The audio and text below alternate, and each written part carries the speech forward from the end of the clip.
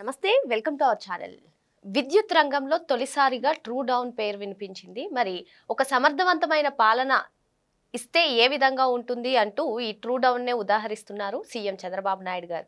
మరి ఇంకో పక్క చూసుకున్నట్లయితే ఏపీ ఈఆర్సీ కూటమి సర్కార్ పైన హెచ్చరించింది. అందుకే ప్రజలకు 900 కోట్ల రూపాయలు వీళ్ళు ఏదైతే బాధేశారో వాటిని వెనక్కి ఇచ్చేస్తున్నారు అంటూ సాక్షిలో వచ్చినటువంటి కథనాన్ని కానివ్వండి, వైసీపీ చేస్తున్నటువంటి ప్రచారాన్ని కానివ్వండి, ఏ విధంగా చూడాలి తెలుసుకునే ప్రయత్నం చేద్దాం. దీన్ని విశ్లేషించడానికి మనతో పాటుగా ఉన్నారు సీనియర్ జర్నలిస్ట్ సత్యమూర్తి గారు. నమస్తే సార్. నమస్కారం అండి.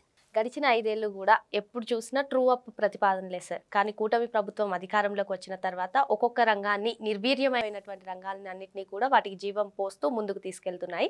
మరి విద్యుత్ రంగంలో తొలిసారిగా ట్రూ డౌన్ ప్రతిపాదన రావడం ఏ విధంగా చూడాలంటారు? మరోపక్క చూసుకున్నట్లయితే ఏపీఆర్సీ కూటమి సర్కార్ని హెచ్చరించింది. అందుకే ప్రజల నుంచి బాధిన మోసం చేసి తీసుకున్నటువంటి డబ్బులన్నింటినీ కూడా దాదాపు 900 కోట్లను వెనక్కిస్తున్నారు అంటూ సాక్షిలో కథనాలు కానివ్వండి, వైసీపీ చేస్తున్నటువంటి ప్రచారం కానివ్వండి, వీటన్నిటినీ కూడా ఏ విధంగా చూడాలంటారు? ఇప్పుడు సాక్షిలో రాసే వార్తలు చదివితే అవి చదివి జగన్మోహన్ రెడ్డి సంతోషపడాలి తప్ప అది ప్రజలకి రీచ్ కాదు. రీచ్ అయినా ఎవరు చదవరు. అందుకనే వైఎస్ఆర్ కాంగ్రెస్ పార్టీ ఏం చేస్తుంటుంది అంటే, ఇప్పుడు సాక్షి పేపర్ చదవరు, సాక్షి టీవీ ఎవరు చూడరు. అందుకని సోషల్ మీడియాని బాగా నమ్ముకొని ఉంది. ఎక్కువ సోషల్ మీడియా పోస్టులు పెట్టడం, వాటిని ప్రజల్లోకి పంపించటం, ఫేస్బుక్, ట్విట్టరు, ఇన్స్టాగ్రాము వీటిలో పంపించటం, ఈ కార్యక్రమాల్లో ఉంటుంది. కొత్తగా ఒక 100-150 యూట్యూబ్ ఛానల్స్ స్టార్ట్ చేశారు. అట్లా అంటే భారీ ఎత్తున సోషల్ మీడియాలో క్యాంపెయిన్ చేసేదానికి వైసీపీ ఎప్పుడూ సిద్ధంగా ఉంటుంది. కోట్లాది రూపాయలు ఖర్చు పెడుతూ ఉంటారు. వాళ్ళు ఎంత ఖర్చు పెట్టి ఎంత చెడు ప్రచారం చేసినా ఏముండాలి అంటే దక్షత ఉండాలి. దక్షత ఉంటే పరిపాలనలో రాణిస్తారు. పరిపాలనలో దక్షత కలిగి ఉండటం ప్రజలకు ఉపయోగపడుతుంది. లేదు, అధికారంలో ఉన్నంతకాలం మనం స్వార్థంతో ఆలోచించి మనకి ఏం మిగులుతుంది, మనకి ఎట్లా మిగులుతుంది, మనకి మిగిలే పనులే చేద్దాము, ప్రజలకు ఉపయోగపడటం కన్నా మనకి మిగలటం ఇంపార్టెంట్ అనుకోని పనులు చేసేవాళ్ళు కొంతమంది ఉంటారు. ఆ కేటగిరీలో జగన్మోహన్ రెడ్డి లాంటి పాలకులు ఉంటారు. ఇక్కడ విద్యుత్ రంగానికి వస్తే, విద్యుత్ రంగంలో అంటే చాలామంది అంటుంటారు జగన్మోహన్ రెడ్డికి పాలన చేత కాకపోవడం వల్ల చాలా తప్పులు చేశాడు అని అంటుంటారు. విద్యుత్ రంగంలో ఆ మాట అనటానికి వీల్లేదు. ఎందుకో తెలుసా? జగన్మోహన్ రెడ్డికి పవర్ ప్లాంట్లు చాలా ఉన్నాయి. సాండూరు పవరు లాంటివి చాలా ఉన్నాయి. వాళ్ళ నాన్న ముఖ్యమంత్రిగా ఉన్నప్పుడే ఈ రంగంలోకి వచ్చాడు జగన్మోహన్ రెడ్డి. అంటే ఏంటి, హైడల్ విద్యుత్ ప్లాంట్లు అవన్నీ ఎక్కడెక్కడ హిమాచల్ ప్రదేశ్ వాటిలో కాంగ్రెస్ పార్టీ అధికారంలో ఉంది. కేంద్రంలో కూడా ఇన్ఫ్లుయెన్స్ చేయటం, ప్రాజెక్టు తెచ్చుకోవటం. పవర్ ప్లాంట్లు పెట్టిన వ్యక్తి, పవర్ ప్లాంట్లు నడుపుతున్న వ్యక్తికి మరి పవర్ సెక్టార్ గురించి తెలీదా? తెలిసి కూడా విపరీతంగా నష్టం చేశాడు. మొత్తం ఈ ట్రాన్స్కో, జెన్కోలకి విపరీతమైన నష్టాలు తెచ్చిపోయాడు. 1,23,000 కోట్ల రూపాయల అంటే మొత్తం వాళ్ళు అప్పులు 1,23,000 కోట్లకు పెరిగిపోయినాయి. మనం స్టేట్ బడ్జెట్ అప్పులే మాట్లాడతాం. ఈ ట్రాన్స్కో డిస్కమ్ల అప్పులు 1,23,000 కోట్లకు తీసుకెళ్ళాడు. ఎందుకు తీసుకెళ్ళావు అట్లా? నీ కంపెనీలన్నీ ప్రాఫిట్లో ఉన్నాయి కదా. నీ సాండూర్ పవర్ ఏమన్నా లాసులో ఉందా? లేదు కదా. మరి నీ కంపెనీకి లాభాలు ఎట్లా వస్తున్నాయి, రాష్ట్ర ప్రభుత్వానికి నష్టాలు ఎందుకు వచ్చినాయి? అంటే కావాలని వాంటెడ్గా నేను చెప్తున్నది ఓన్లీ పవర్ సెక్టారే చెప్తున్నా. మిగిలినవి అడ్మినిస్ట్రేటివ్ మ్యాటర్సు, లేదు సెక్రటేరియట్లో ఫైల్ మూవ్మెంట్ ఎట్లా ఉంటుంది జగన్మోహన్ రెడ్డికి అది కూడా తెలుసు. వాళ్ళ నాన్న ముఖ్యమంత్రిగా ఉన్నప్పుడు అన్ని దగ్గర నుంచి చూసి కదా అక్రమాస్తుల కేసులు పెట్టించుకుంది. అన్నీ తెలుసు, కానీ దానికి ఎగ్జంప్షన్ ఇద్దాం. నీ పవర్ కంపెనీలకేమో ప్రాఫిట్ ఎట్లా వచ్చింది, రాష్ట్ర ప్రభుత్వానికి సంబంధించినవి ఈ ట్రాన్స్కోలు డిస్కమ్లకి నష్టాలు ఎట్లా వచ్చినాయి చెప్పాలా? Can you explain Jaganmohan Reddy? ఎందుకు అంటే చంద్రబాబు నాయుడు 2014 నుంచి 2019 వరకు ముఖ్యమంత్రిగా ఉన్న సమయంలో ఆయన కొంచెం దూరదృష్టితో ఆలోచించి ఏం చేశాడు అంటే కొన్ని కంపెనీలతోటి పవర్ పర్చేజ్ అగ్రిమెంట్లు చేసుకున్నాడు. అవి ఎట్లా చేశాడు? 20 సంవత్సరాల వరకు ఒకే రేటు ఉండేలాగా చేసుకున్నాడు. 20 సంవత్సరాల వరకు ఒకే రేటుకి ఆ కంపెనీలని ఒప్పించటం అంటే ఏదైనా కష్టం, ఎంతైనా కష్టం అది. ఎందుకు అంటే పవర్ సెక్టార్లో డిమాండ్ పీక్ టైంలో రేట్ ఎక్కువ పలుకుతుంది, డిమాండ్ లేనప్పుడు తగ్గుతుంది. మరి ఇవన్నీ ఇటువంటి ఒడిదుడుకులు ఉన్న స్థితిలో నువ్వు 20 సంవత్సరాలకి ఒకే రేటు మాట్లాడి దాన్ని మార్జినల్ ఇంక్రీజ్ తోటి సంవత్సరానికి ఒప్పించటం అంటే చాలా ఎక్సర్సైజ్ చేసి ఉండాలి. అట్లా 20 సంవత్సరాలకి పవర్ పర్చేజ్ అగ్రిమెంట్లు చేసుకుంటే జగన్మోహన్ రెడ్డి అధికారంలోకి రాగానే పీపీఎల్ రద్దు చేశాడు. వద్దయ్యా, చెయ్యొద్దయ్యా, రాష్ట్రానికి నష్టమయ్యా, విద్యుత్తు నీకు డిమాండ్ ఎప్పుడు వస్తుందో తెలియదయ్యా, రైతుల్ని ఇబ్బంది పెడతావు, రాష్ట్ర ప్రజల్ని ఇబ్బంది పెడతావు, వద్దు, పవర్ పర్చేజ్ అగ్రిమెంట్లు కంటిన్యూ చెయ్యి అని చెప్పి మొత్తం రాష్ట్రంలో ఉన్న మేధావులందరూ చెప్పారు. కేంద్ర ప్రభుత్వం చెప్పింది. కేంద్ర విద్యుత్ శాఖ మంత్రి అయితే లెటర్లు రాశాడు. అన్ని రకాలుగా అతనికి వద్దయా, తప్పు చేస్తున్నావు నువ్వు అన్నా కానీ పీపీఎల్ని రద్దు చేశాడు. దాంతో నీకు ఎంత బర్డెన్ పడ్డది అంటే దాదాపుగా 7,000 కోట్ల రూపాయలు ఆ కంపెనీలకి, ఏవైతే పీపీఎల్ రద్దు చేసుకున్నాడో ఆ కంపెనీలకి కరెంటు వాడుకోకుండానే చెల్లించాల్సిన పరిస్థితి వచ్చింది. ఇది అవసరమా జగన్మోహన్ రెడ్డి? ఇట్లా చేయొచ్చా?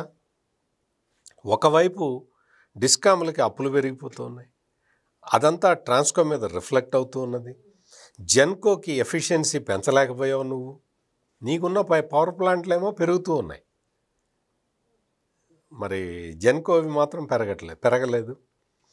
నీకు విద్యుత్ కొరత ఉన్న ఆంధ్రప్రదేశ్, విభజిత ఆంధ్రప్రదేశ్ని ఫస్ట్ కంట్రీలో, దేశం మొత్తంలో కూడా సర్ప్లస్ పవర్ స్టేట్గా చేసిన చంద్రబాబు నాయుడిని, ఆయన్ని కాదని చెప్పి నువ్వు వచ్చి నీ సొంత తెలివితేటలు ఉపయోగించి ప్రజలకి ఎంత నష్టం చేసావు. అంత నష్టం చేసిన తర్వాత పీపీఎల్ సంగతి అయిపోయింది. పీపీఎల్ని క్లోజ్ చెయ్యొద్దు అన్నా కానీ క్లోజ్ చేశాడు. ఆ తర్వాత పవర్ డిమాండ్ వచ్చింది. పవర్ డిమాండ్ని మీట్ కావటానికి ఎక్కువ రేటు పెట్టి విద్యుత్ కొన్నాడు. ఎక్కువ 19 రూపాయలు, ఒక దశలో అయితే 19 రూపాయలకు కొన్నారు ఈ జగన్మోహన్ రెడ్డి అండ్ కంపెనీ. ఎట్లా కొంటావు నువ్వు ఎట్లా కొంటావు? 19 రూపాయలకి ఎట్లా కొంటావు? కొన్నావు నువ్వు. ఎందుకు? నీకు మరి ఆ కంపెనీ వాడేమన్నా తెలిసినోడో, లేదు నీవే మాట్లాడుకున్నావో? ఇవన్నీ మనం చూసాం, ఇటువంటి వేషాలన్నీ మనం చూసాం. ఆ తర్వాత ఏమైంది? విపరీతమైన నష్టాలు వచ్చేసినాయి. నువ్వు జెన్కో కెపాసిటీస్ పెంచలేకపోయావు, ట్రాన్స్కోని ఎఫిషియెంట్గా నడపలేకపోయావు, ఉన్న పవర్ పర్చేజ్ అగ్రిమెంట్లు రద్దు చేసావు. దాంతో బయట నుంచి విద్యుత్ కొనుగోలు చేయడానికి ఎక్కువ ఖర్చు పెట్టాల్సి వచ్చింది. ఆ ఎక్కువ ఖర్చు పెట్టిన ఆ కాస్ట్ అంతా కూడా వినియోగదారుల నుంచి రాబట్టాల్సి వచ్చింది.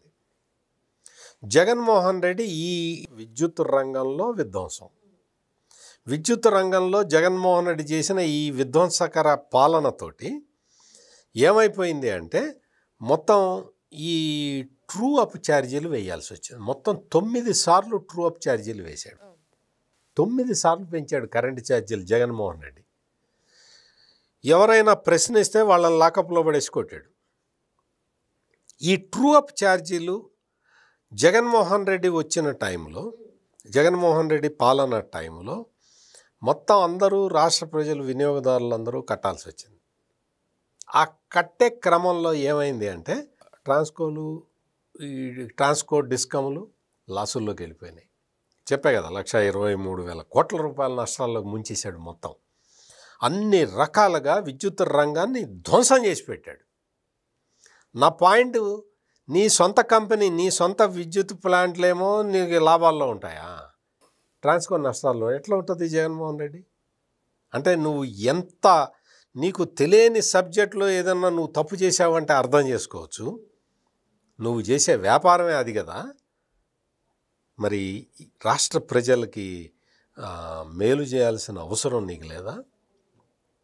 అట్లా ధ్వంసం చేసిన తర్వాత జగన్మోహన్ రెడ్డిని ప్రజలందరూ సాగనంపారు, తీసి డస్ట్బిన్లో పడేశారు. ఆ డస్ట్బిన్లో కూడా పైన ఉంటే మళ్ళీ ఏమన్నా వస్తాడేమోనని చెప్పి డస్ట్బిన్లో కూడా కింద పడేశారు.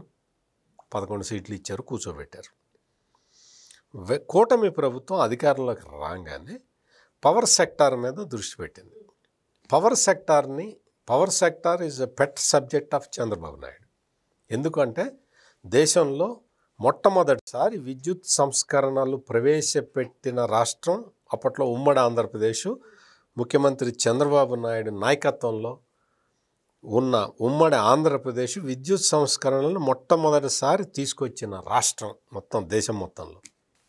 ఆ విద్యుత్ సంస్కరణలు తీసుకొచ్చే సమయంలోనే చంద్రబాబు నాయుడు చెప్పాడు, విద్యుత్ సంస్కరణలు అమలు చేద్దాము, ఇవి అమలు చేయటం వల్ల భవిష్యత్తులో విద్యుత్ ఛార్జీలు తగ్గుతాయి అని చెబితే, ఆ తర్వాత ఈ జగన్మోహన్ రెడ్డి వాళ్ళ నాన్న వచ్చాడు. మొత్తం 10 సంవత్సరాల పాటు కాంగ్రెస్ పాలనలో మొత్తం ధ్వంసం అయిపోయింది. ఆ తర్వాత రాష్ట్రం డివైడ్ అయిపోయిన తర్వాత ఆంధ్రప్రదేశ్ జగన్మోహన్ రెడ్డి చేతిలోకి వచ్చిన తర్వాత మరింత సర్వనాశనం చేశాడు. ఇప్పుడు ఏం చేయాలి? ఎఫిషియన్సీ పెంచుకోవాలి. ఎఫిషియన్సీ పెంచుకోవటం వల్ల అంటే ఒక దాదాపు 1 ఇయర్లోనే ఈ తేడా వచ్చింది. ట్రూ అప్ నుంచి ట్రూ డౌన్కి వచ్చాం. యూనిట్కి 13 పైసలు తగ్గిస్తూ ఉన్నారు. ఇది ట్రూ డౌన్ ఛార్జీ అంటే. మొత్తం అంటే ఎఫిషియన్సీని పెంచుకోవటం వల్ల, అంటే ఇన్ఎఫిషియెంట్ ఫెలోస్ అందరూ బయటికి వెళ్ళిపోవటం వల్ల ఎఫిషియన్సీని పెంచుకున్నందువల్ల ఈ రిజల్ట్ కనపడుతూ ఉన్నది. మొట్టమొదటిసారి దేశంలోనే ట్రూ డౌన్ ఛార్జీలు ఇంప్లిమెంట్ చేస్తున్న మొట్టమొదటి రాష్ట్రం ఆంధ్రప్రదేశ్. చంద్రబాబు నాయుడు నాయకత్వంలో 900 కోట్ల రూపాయలు వినియోగదారులకి మళ్ళీ రిటర్న్ ఇవ్వబోతున్నారు. గుజరాత్లో కూడా మిగిలినవి, కానీ వాళ్ళు వేరే వాటికి ఖర్చు పెట్టారు, వినియోగదారులకి ట్రాన్స్ఫర్ చేయలేదు. వినియోగదారులకి ఆ మిగిలిన డబ్బుల్ని ట్రాన్స్ఫర్ చేస్తున్న మొట్టమొదటి ఏకైక రాష్ట్రం ఆంధ్రప్రదేశ్. ఈ రోజున ఈ ట్రూ డౌన్ ఛార్జీలు ఎందుకు వచ్చినాయి? ఈ సాక్షిలో రాస్తున్నది ఏంటి అంటే, ఈ ఈఆర్సీ చెప్పినందువల్ల ఇస్తున్నారు అని. ఈఆర్సీ ముందర బడ్జెట్ ప్రజెంట్ చేశారు. బడ్జెట్ ప్రజెంట్ చేసినప్పుడు జగన్మోహన్ రెడ్డి టైంలో నీకు ఎంత కొన్నారు, ఎంత ఖర్చు చేశారు బయట నుంచి పవర్ కొనటానికి, ఈ బయట నుంచి పవర్ కొనేటప్పుడు ఎంత ఖర్చు చేశారో అంత ప్రొవిజన్ పెట్టుకున్నారు. అంత ప్రొవిజన్ పెట్టుకొని ఈ ప్రొవిజను మనం 2,400 కోట్లు ఎంత పెట్టుకున్నారు, దీన్ని మనం తగ్గించాలి అని టార్గెట్ పెట్టుకొని వర్కౌట్ చేశారు. వర్కౌట్ చేసిన తర్వాత దాదాపుగా 900 కోట్ల రూపాయలు మిగిల్చారు. అంటే బడ్జెట్ కేటాయించుకున్న బడ్జెట్లో నుంచే మిగిల్చారు ఎఫిషియన్సీ తోటి. ఈ ఎఫిషియన్సీ ఇంత తక్కువ సమయంలో ఎలా వచ్చింది అంటే, చాలా రాష్ట్రాల్లో ఈ పవర్ ఒక్కొక్క టైంలో డిమాండ్ ఉంటుంది, ఒక్కొక్క టైంలో డిమాండ్ పడిపోతూ ఉంటుంది. డిమాండ్ ఉన్న రాష్ట్రాలకి మన దగ్గర పవర్ ఇచ్చి, మనకి డిమాండ్ ఉన్న టైంలో ఆ రాష్ట్రాల నుంచి పవర్ తీసుకుంటారు. This is called power swiping. Jaganmohan రెడ్డికి ఇటువంటివి తెలియవు, సొంత కంపెనీలతో పవర్ అమ్ముకోవటం తప్ప. ఈ పవర్ స్వైపింగ్ అనే కాన్సెప్ట్ని తీసుకొచ్చి నీకు కావాలంటే నేను ఇస్తా, నాకు కావాల్సి వచ్చినప్పుడు నువ్వు ఇవ్వాలి అని అట్లా పవర్ స్వైపింగ్ చేయటం వల్ల, అంటే అది చేయాలంటే నీకు ఎఫిషియన్సీ ఉండాలి, బుర్రలో గుజ్జు ఉండాలి. అది చేసి రాష్ట్ర ప్రజలకి ఇబ్బంది లేకుండా ఈ పర్చేజ్ కాస్ట్ని తగ్గించి పవర్ స్వైపింగ్ తోటి 900 కోట్లు మిగిల్చారు. ఈ 900 కోట్ల రూపాయలు ప్రజలకి ట్రాన్స్ఫర్ చేస్తున్నారు. That is called true down charges. ఈ ట్రూ డౌన్ ఛార్జెస్ని ఈ రోజున మనం ఎంజాయ్ చేస్తూ ఉన్నాం. ఇది భవిష్యత్తులో కూడా ఇట్లాగే కంటిన్యూ కావాలి, ఖచ్చితంగా అవుతుంది. ఎందుకంటే ఇప్పటికే ఎఫిషియన్సీని పెంచారు, పవర్ సెక్టార్లో ఎఫిషియన్సీని పెంచారు. పిఎం సూర్యఘర్ని విపరీతంగా ప్రమోట్ చేశారు. వీటన్నిటి వల్ల ట్రూ డౌన్ ఛార్జీలు వస్తాయి. ఇంకా ట్రూ డౌనే కాదు, ఒరిజినల్గా విద్యుత్ ఛార్జీలు కూడా తగ్గే రోజు అతి త్వరలోనే ఉన్నది. చంద్రబాబు నాయుడు అదే పని మీద ఉన్నాడు. పవర్ సెక్టార్లో మనం ఎంత రిఫార్మ్స్ తీసుకొస్తే నీకు అంటే ఎనర్జీ ఎఫిషియన్సీ పెరిగితే కొత్త కంపెనీలు వస్తాయి, ఉపాధి పెరుగుతుంది. ఉపాధి పెరిగితే ఇన్కమ్ పెరుగుతుంది, ప్రజలకి ఇన్కమ్ పెరుగుతుంది, రాష్ట్రానికి ఇన్కమ్ పెరుగుతుంది. అందుకని ఒక్కొక్క సెక్టార్ని కాంప్రహెన్సివ్గా ఆలోచించే వ్యక్తి ఆంధ్రప్రదేశ్కి ముఖ్యమంత్రిగా ఉన్నాడు. కాబట్టి ఇది ఇంకా భవిష్యత్తులో కూడా కంటిన్యూ అవుతుంది. జగన్మోహన్ రెడ్డి ఎంత తప్పుడు ప్రచారం చేసినా, జగన్మోహన్ రెడ్డి చేసింది ట్రూ అప్ ఛార్జీలు 9 సార్లు పెంచడం, చంద్రబాబు నాయుడు చేసింది ట్రూ డౌన్ ఇప్పుడు మొదటిసారి, భవిష్యత్తులో ఇంకా తగ్గుతాయి. మరో అంశంతో మళ్ళీ కలుద్దాం. Thank you sir. నమస్కారం.